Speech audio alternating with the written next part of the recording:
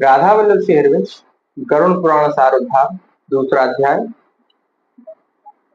यम मार्ग की आत्माओं का वर्णन वैतरणी नदी का स्वरूप यम मार्ग के 16 पुरों में क्रमशः गमन तथा वहां पुत्रादिकों के द्वारा दिए गए पिंडदान को ग्रहण करना।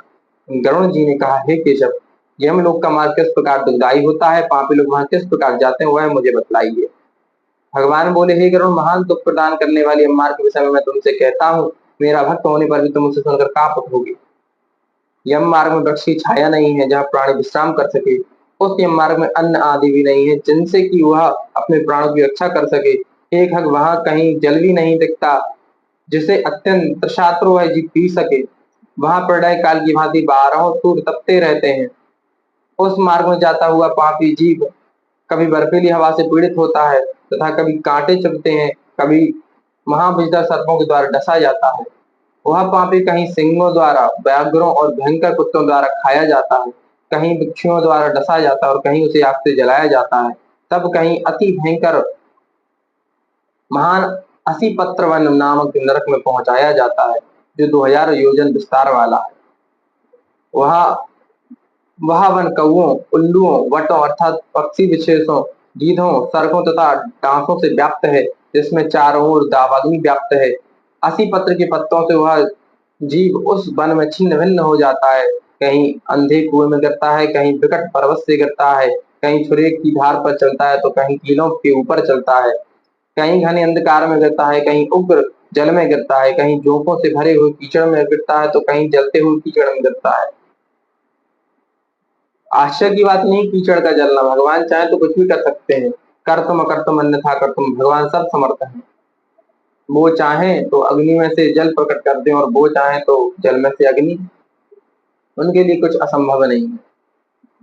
कहीं तपी हुई बालिका से व्याप्त और कहीं ढलकते हुए ताम्रमय मार्ग, कहीं अंगार की राशि और कहीं अत्यधिक धूल से भरे हुए मार्गों से चलना पड़ता है। कहीं अंगार की वृष्टि होती है, कहीं बिजली गिरने के साथ शिलावृष्टि होती है, कहीं रक्त की, कहीं शस्त्र की और कहीं गर्म जल की वृष्टि होती है, कहीं सारे कीचड़ की वृष्टि होती है, कहीं खारे कीचड़ की वृष्टि होती है, कहीं गहरी खाई है, कहीं पर्वत शिखरों की चढ़ाई है, कहीं कंदराओं में प्रवेश करना पड़ता है। वह कहीं घना अंधकार है, कहाँ वहां मार्ग में, किस मार्ग में, यम मार्ग में। कहीं घना अंधकार है तो कहीं दुख से चढ़ी जाने शिलाएं हैं, कहीं मवाद रक्त तथा विष्ठा से भरे हुए तालाब हैं। यम मार्ग के बीचों बीच अत्यंत उग्र और घोर वैतरणी नदी बहती है। वह देखने पर दुखदायिनी हो तो क्या आश्चर्य, उसकी वार्ता ही भय पैदा करने वाली है। केवल उसकी बात करने से भय उत्पन्न हो जाता है। वह 100 योजन चौड़ी है, उसमें पूरे अर्थात पीप मवाद और शोणित रक्त बहते रहते हैं। हड्डियों के समूह से तट बने हैं, अर्थात उसके तट पर हड्डियों का ढेर लगा रहता है। मांस और रक्त की कीचड़ वाली वह नदी दुख से पार की जाने वाली है। अथाह गहरी और पापियों के द्वारा दुख पूर्वक पार करने वाली तथा वह नदी केस रूपी सहवार से भरी होने के कारण दुर्गम है। वह विशालकाय गिराहों से व्याप्त है और सैकड़ों प्रकार के घोर पक्षियों से आवृत है। हे गरुण, आए हुए पापी को देखकर वह नदी ज्वाला और धूम से भरकर कड़ाह में रखे घृत की भांति खौलने लगती है। वह नदी सुई के समान मुख वाले भयानक कीड़ों से चारों ओर से व्याप्त है। वज्र के समान चोंच वाले बड़े बड़े कीड़े एवं कौओं से घिरी हुई है। वह नदी सुमार, मगर, जोंक, मछली, कछुए तथा अन्य मांस भुक्ती जलचर जीवों से भरी पड़ी है। उसके प्रभाव में गिरे हुए पापी, बहुत से पापी रोते चिल्लाते हैं और हे भाई यहाँ पुत्र, हाँ तात, इस प्रकार कहते हुए बार बार विलाप करते हैं। भूख और प्यास से व्याकुल होकर पापी जीव रक्त का पान करते हैं। वह नदी झाग पूर्ण रक्त के प्रवाह से व्याप्त महाघोर अत्यंत गर्जना करने वाली, देखने में दुख पैदा करने वाली तथा भयावह है। उसके दर्शन मात्र से पापी चेतना शून्य हो जाते हैं। बहुत से बिच्छू तथा काले सर्पों से व्याप्त उस नदी के बीचों में गिरे हुए पापियों की रक्षा करने वाला कोई नहीं है। उसके सैकड़ों हजारों भवरों में पड़कर पापी पाताल में चला जाता है, क्षण भर पाताल में रहता है और फिर एक क्षण में ऊपर आ जाता है। देखा वह नदी पापियों के गिरने के लिए ही बनाई गई है। उसका पार नहीं दिखता, वह अत्यंत पूर्वक तरने योग्य तथा बहुत दुख देने वाली है। इस प्रकार बहुत प्रकार के क्लेशों से व्याप्त अत्यंत दुखप्रद मार्ग में रोते चिल्लाते हुए दुखी पापी जाते हैं। कुछ पापी पास से बंधे होते हैं, कुछ अंकुश में फंसाकर खींचे जाते हैं, कुछ शस्त्र के अग्रभाग से पीठ में छेदते हुए ले जाए जाते हैं, कुछ नाक के अग्रभाग में लगे हुए पास से और कुछ कान में लगे हुए पास से खींचे जाते हैं। कुछ काल पास से खींचे जाते हैं और कुछ कौओं से खींचे जाते हैं। ये कौए साधारण नहीं होते, ये चाहे तो जीव को निगल सकते हैं। वे पापी गर्दन, हाथ तथा पैर में जंजीर से बंधे हुए तथा अपनी पीठ पर लोहे के भार को ढोते हुए यम मार्ग में चलते हैं। अत्यंत घोर यमदूतों के द्वारा मुद्गरों से पीटे जाते हुए वे मुक्त रक्त बमन करते हुए तथा बमन की रक्त को पुनः पीते हुए जाते हैं। उस समय अपने दुष्कर्मों को सोचते हुए प्राणी अत्यंत गिलानी का अनुभव करते हैं और अति दुखद होकर यमलोक हो जाते हैं। इस प्रकार यम मार्ग में जाता हुआ वह मन बुद्धि प्राणी हाँ पुत्र, हाँ पौत्र, इस प्रकार पुत्र और पौत्रों को पुकारते हुए हाय हाय इस प्रकार विलाप करते हुए पश्चाताप की ज्वाला से जलता रहता है। वह विचार करता है, क्या विचार करता है कि महान पुण्य के संबंध से मनुष्य जन्म प्राप्त होता है। मनुष्य जन्म या तो आपका भारी पुण्य हो तो मनुष्य जन्म मिलता है, या भगवान की कृपा हो तो मनुष्य जन्म मिलता है। इसलिए कहते हैं दुर्लभम मानसम देहम। और सोचता है कि उस मनुष्य देह प्राप्त करके भी मैंने धर्माचरण नहीं किए, यह मैंने क्या किया। सोच रहा है मैंने क्या किया, धर्माचरण नहीं किए, मैंने दान नहीं दिया, अग्नि में हवन नहीं किया, तपस्या नहीं की, देवताओं की पूजा नहीं की, विधि विधान से तीर्थ सेवा नहीं की। अतः हे जीव जो तुमने किया है उसी का फल भोगो। वो खुद से कह रहा है, अतः हे जीव जो तुमने कर्म किए उसी को भोगो। हे देही, तुमने ब्राह्मणों की पूजा नहीं की, देव नदी गंगा का सहारा नहीं लिया, सत्पुरुषों की सेवा नहीं की, कभी भी दूसरे को उपकार नहीं किया, इसलिए हे जीव जो तुमने किया है उसी का फल भोगो।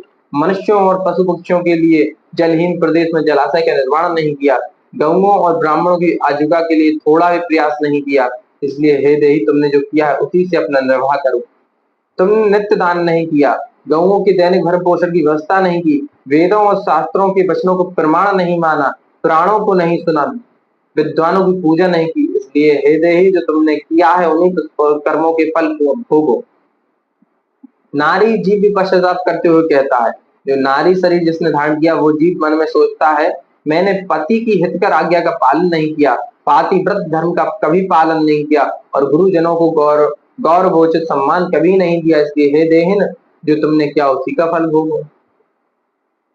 चाहे पुरुष हो या स्त्री हो, देह रूप में वो अपने आप को पूछता है और यही कहता है जो तुमने किया है उसी का फल तुम भोग रहे हो। धर्म की बुद्धि से एकमात्र पति की सेवा नहीं की, पति की मृत्यु के हो जाने पर बहन प्रवेश करके उसका अनुगमन नहीं किया, वैधव्य प्राप्त करके त्यागमय जीवन व्यतीत नहीं किया, इसलिए हे देहिन जैसा किया उसी का फल भोग, अब तुम फल भोगो। मास पर्यंत किए जाने वाले उपवासों से तथा चंद्रण व्रतों आदि शुभ स्त्री नियमों के पालन से शरीर को सुखाया नहीं, पूर्व जन्म में किए हुए दुष्कर्मों से बहुत प्रकार के दुखों को प्राप्त करने के लिए नारी शरीर प्राप्त किया था। जो चंद्रायण व्रत है उसका यहाँ वर्णन है। चंद्रायण व्रत चंद्रमा की कलाओं के हाथ से वृद्धि के अनुसार उतने ही ग्रास ग्रहण करने करके किए जाने वाला व्रत चंद्रायण व्रत कहलाता है। ये पिपलिका मध्य और यम मध्य इन नामों से दो प्रकार का होता है। जैसे पूर्णिमा को 15 कमल लिए जाते हैं, फिर एक एक कमल घटता जाता है 14 13, फिर अमावस्या को एक भी नहीं लिया जाता, फिर अमावस्या के बाद से एक एक कमल बढ़ा दिया जाता है पूर्णिमा तक, फिर 15 कमल तक पहुंच जाते हैं। जब पूर्णिमा से पूर्णिमा तक व्रत होता है तो एक ये चंद्रायण व्रत कहलाता है। इस तरह बहुत प्रकार से विलाप करके पूर्ण देह का स्मरण करते हुए मेरा मानव जन्म कहाँ चला गया इस प्रकार चिल्लाता हुआ वह ये मार्ग में चलता है। हे ताक्ष, इस प्रकार 17 दिन तक अकेले वायु वेग से चलते हुए 18वें दिन वह प्रेत सोमपुर में जाता है। उस रमणीय श्रेष्ठ सोमपुर में प्रेतों का महान गण रहता है। वहां पुष्पभद्रा नदी और अत्यंत प्रिय दिखने वाला वट वृक्ष है। उस पुर में यमदूतों के द्वारा उसे विश्राम कराया जाता है। वहां दुखी होकर वह स्त्री पुत्रों के द्वारा प्राप्त सुखों का स्मरण करता है।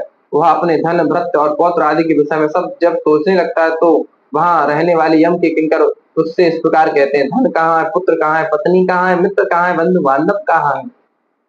हे मूढ़ जीव, अपने कर्मोपार्जित फल को ही भोगता है, इसलिए सुदीर्घ काल तक इस यम मार्ग पर चलो। यमदूत कह रहे हैं कि तुमने जो धन कमाया, पुत्र उत्पन्न किए, पत्नी से वह प्रेम किया, बंधु बांधव बनाए, मित्र बनाए, वो कहाँ है? तुम अकेले हो, तुम्हारा कर्म फल तुम्हारे साथ है केवल, इसलिए अब तुम इस यम मार्ग के कष्टों को भोगो और जीव भी सोचता है जब उसको बैठता है कि मेरे धन मेरा पुत्र, देखो जीव की दुर्दशा, जब भी देखो मर के उसको इतना कष्ट मिला फिर भी अपने पुत्र धन के बारे में सोच रहा है। कितनी भगवान की माया प्रबल है। हे परलोक के राही, तू यह नहीं जानता कि राहगीरों का बल और संबल पाथे ही होता है, जिसके लिए तूने प्रयास तो किया नहीं। तू यह भी नहीं जानता था कि तुम्हें निश्चित ही उस मार्ग पर चलना है और उस रास्ते पर कोई भी लेन देन हो नहीं सकता। कोई भी ये नहीं समझ पाता जो हम कर्म कर रहे हैं उसका फल अवश्य मिलेगा, और उसका साथी हमारा उस कर्म का फल का साथी कोई नहीं होगा, ना पुण्य का होगा ना पाप का होगा। अगर हाँ हम भगवान का भजन करें तो हर चीज के साथी हमारे भगवान बन जाए। यह मार्ग तो बालकों को भी विदित रहता है। हे मनुष्य, क्या तुमने इसे नहीं सुना था? क्या तुमने ब्राह्मणों के मुख से प्राणों के वचन नहीं सुने थे? इस प्रकार कहकर मुदगरों से पीटा जाता हुआ वह जीव गिरते पड़ते दौड़ते हुए बलपूर्वक पासों से खींचा जाता है। पीटा जाता है हम दूतों से मुदगरों द्वारा, फिर भागता है, फिर पासों द्वारा खींचा जाता है, फिर पीटा जाता है। यहाँ स्नेह अथवा कृपा के कारण पुत्र पौत्रों द्वारा दिए हुए मासिक पिंड को खाता है। उसके बाद वह जीव सौरीपुर को प्रस्थान करता है। उस सौरीपुर में काल के रूप को धारण करने वाला जंगम नामक राजा रहता है। उसे देखकर वह जीव भयभीत होकर विश्राम करना चाहता है। उस पुर में गया हुआ वह जीव अपने स्वजनों के द्वारा दिए हुए त्रैपाक्षिक अन्न जल को खाकर उस पुर को पार करता है। उसके बाद शीघ्रता पूर्वक वह प्रेत नंगेंद्र भवन की ओर जाता है और वहां भयंकर वनों को देखकर दुखी होकर रोता है। दया रहित दूतों के द्वारा खींचे जाने पर वह बार बार रोता है, और 2 मास के अंत में वह दुखी होकर वहां जाता है। बांधवों द्वारा दिए गए पिंड जल वस्त्र का उपभोग करके यम किंकरों के द्वारा पास से बार बार खींचकर पुनः आगे ले जाया जाता है। तीसरे मास में वह गंधर्व नगर को प्राप्त होता है और वहां त्रैमासिक पिंड खाकर आगे चलता है। चौथे मास में वह सैलागमपुर में पहुंचता है और वहां प्रेत के ऊपर बहुत अधिक पत्थरों की वर्षा होती है। चौथे मासिक पिंड को खाकर वह कुछ सुखी होता है। उसके बाद 5वें महीने में वो क्रौंचपुर पहुंचता है। 5वें महीने में प्रेत कौंचपुर पहुंचता है। वो जीव जो है वो प्रेत है, प्रेत नाम दिया गया उसको। क्रौंचपुर में स्थित हुआ प्रेत वहां बांधवों द्वारा हाथों से दिए गए 5वें मासिक पिंड को खाकर आगे क्रूरपुर की ओर चलता है। 5.5 मास के बाद बांधवों द्वारा प्रदत्त ऊन मासिक पिंड और घटदान से तृप्त होकर वह वहां आधे मुहूर्त तक विश्राम करके, अर्थात 1 घड़ी मतलब 24 मिनट विश्राम करके यमदूतों के द्वारा डराए जाने पर दुखों से कांपता हुआ उस पुर को छोड़कर चित्रभवन नामक पुर को जाता है, जहां यम का छोटा भाई विचित्र नाम वाला राजा राज्य करता है। उस विशाल शरीर वाले राजा को देखकर वह जीव घर से भागता है। तब सामने आकर कैवर्त धीवर उससे यह कहते हैं, हम इस महावैतरणी नदी को पार करने वाले के लिए नाव लेकर आए हैं। यदि तुम्हारा इस प्रकार का पुण्य हो तो इसमें बैठ सकते हो। तदवर्ती मुनियों ने दान को वितरण देना या बांटना कहा है। यह वैतरणी नदी वितरण के द्वारा ही पार की जा सकती है। जिसने दान दिया है वो वैतरणी नदी को पार कर सकता है, इसलिए इसको वैतरणी कहा जाता है। यदि तुमने वैतरणी गौ का दान किया हो तो तुम नौका तुम्हारे पास आएगी, अन्यथा नहीं। अगर तुमने गौ दान किया है तो नौका स्वतः तुम्हारे पास आ जाती है। उनके ऐसे वचन सुनकर प्रेत हाँ दे वैसा कहता है। उस प्रेत को देखकर वह नदी खोलने लगती है और उसे देखकर प्रेत अत्यंत कृतज्ञ विलाप करने लगता है। जिसने अपने जीवन में कभी दान दिया ही नहीं है, ऐसा पापात्मा उसी वैतरणी में डूबता है। तब आकाश मार्ग से चलने वाले दूत उसके मुख में कांटा डालकर बंसी से मछली की भांति उसे खींचते हुए पार ले जाते हैं।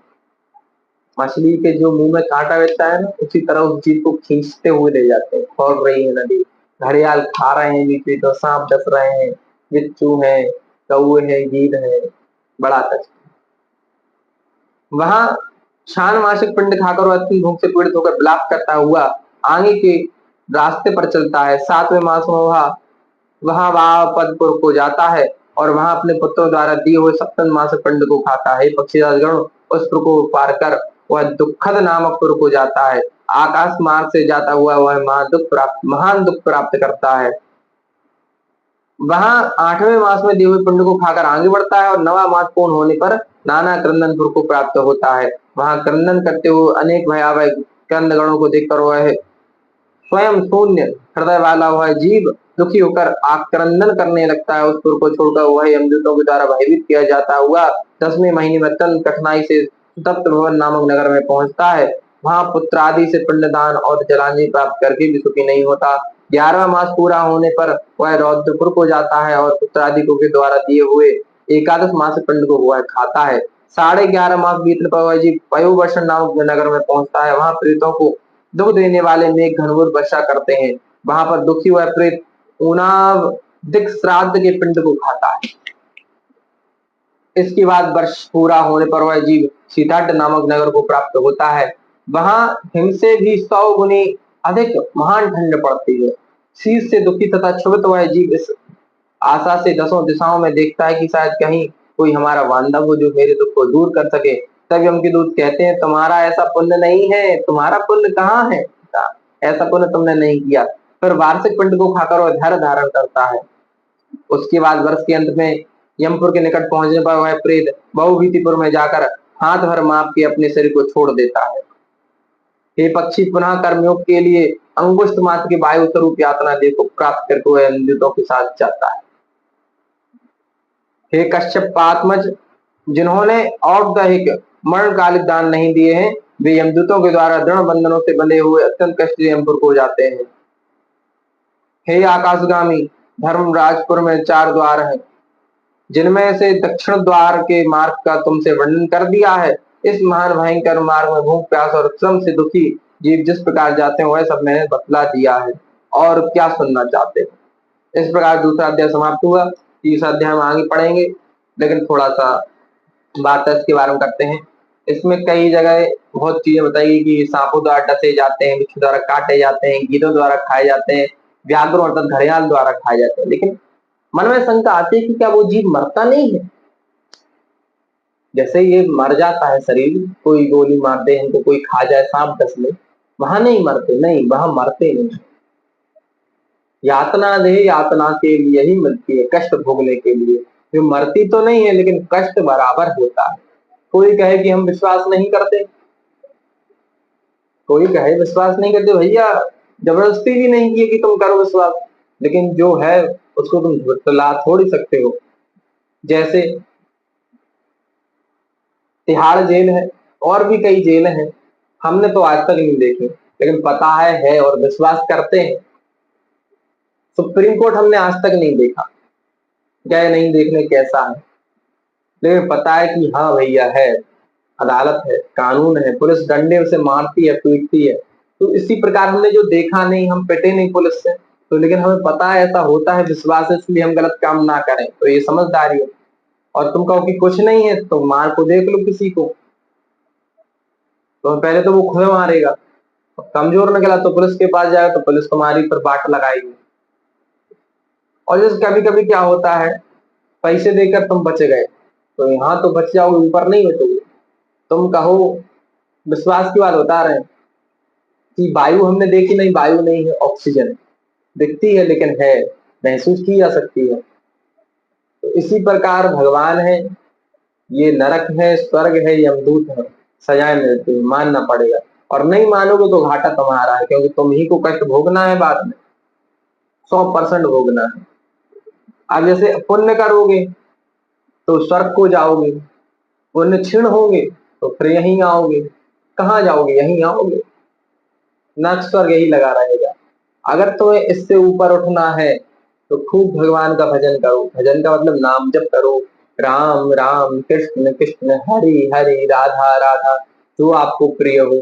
अगर शिव जी प्रिय है तो शाम सदा शिव, शाम सदा शिव, शाम सदा शिव शंभु शंकर।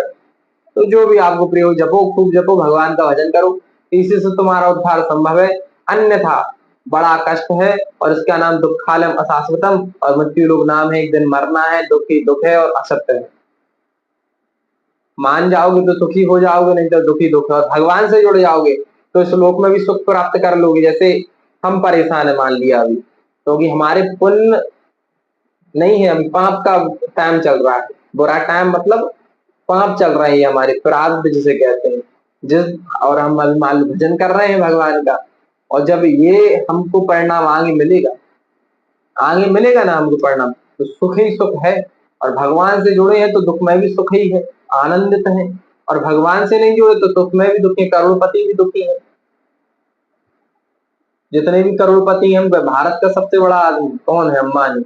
अंबानी के घर में कुछ ना कुछ समस्या है। करोड़पति रोते हैं, लेकिन बस अपन की आंख नहीं रोते तो अपन को पता नहीं, वो भी परेशान है। क्यों? क्योंकि वो भगवान से नहीं जुड़े।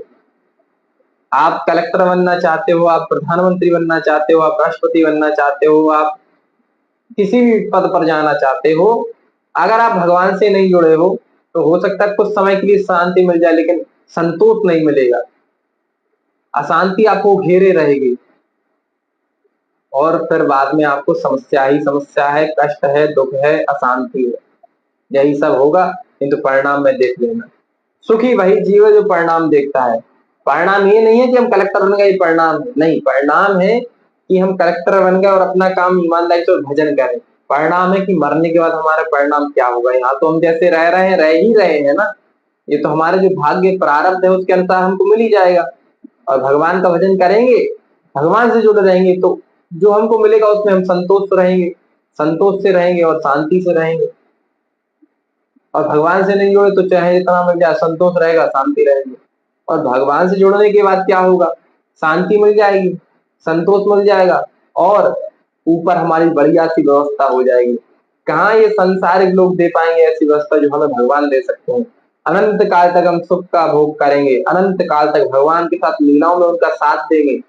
जैसे कृष्ण भगवान आए थे, कितनी लीलाएं कि उनके सखा थे, उसी प्रकार हम भी भगवान के सखाओं में सम्मिलित होकर, अर्थात उनकी किसी न किसी लीला में उनका सहयोगी बनकर, चाहे उनके शत्रु बने तो भी आनंद की बात है, क्योंकि हम लीला में उनका साथ दे रहे हैं। बड़ा आनंद ही आनंद है। खूब भजन करो भगवान का, राधा राधा रटो, कृष्ण के जो भी प्रिय हो वो रटो। हम तो भैया राधा उपासी हैं और वृंदावन वासी हैं। जिसने वृंदावन को अपना मान लिया, देखो वृंदावन वासी कई प्रकार से होते हैं।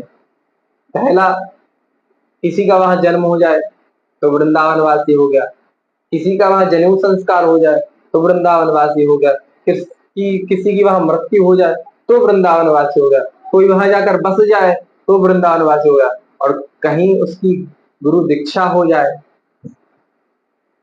तो वृंदावन वासी हो गया। सदगुरुदेव की कृपा हुई, श्री जी की कृपा हुई तो गुरुदेव ने हमको शिष्य रूप में स्वीकार कर लिया, तो हम वृंदावन वासी हैं और राधा उपासी है।